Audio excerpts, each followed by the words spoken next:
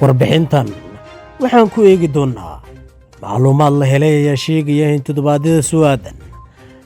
ay dowladda Masar ka soo dejin doonto magaalada Muqdisho hub kale oo culus xilli dhawaan ay Muqdisho keentay hub ila wareed dhinaca amniga oo si dhow ula socda arrintan in Masar ay soo daabuli doonto hub cusub oo daba socda kii hore ay u keentay dalka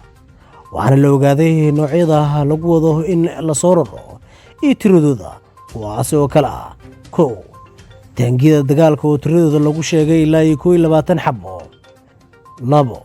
hubka lidka diyaaradaha oo casri ah tiradooda 90 ilaa 110 ayaa lagu sheegay saddex diyaaradaha dagaalka oo isugu jira Graftis iyo helicopters oo isugu jira tiradooda ayaa gaaraysa ilaa 24 afar iyo qalab kale oo military hubkan oo daba socda hubkii hore ee diyaaradaha dowladda Masar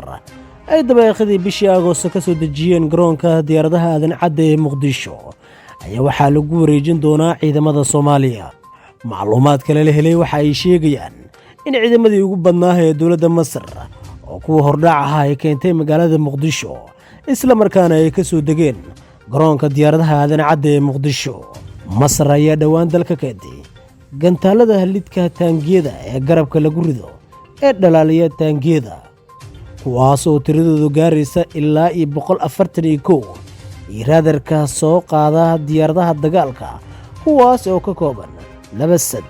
ama laba qalab oo mid kasta si gooni ah u shaqayn kara sida ay ogaatay aragti bile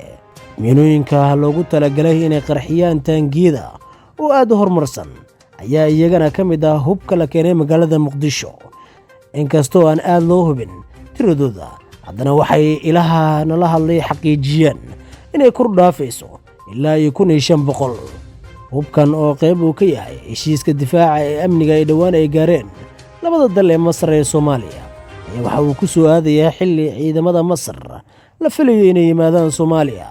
taasi ka sokowna Qaahira ay tayeen doonto ciidamada Soomaaliya oo hub iyo qalab ay siinayso ciidamada Masar iyo sidoo kale ciidamada dowladda Soomaaliya ayaa dhawaan la filayaa in dowladda military ay ka sameeyaan Soomaaliya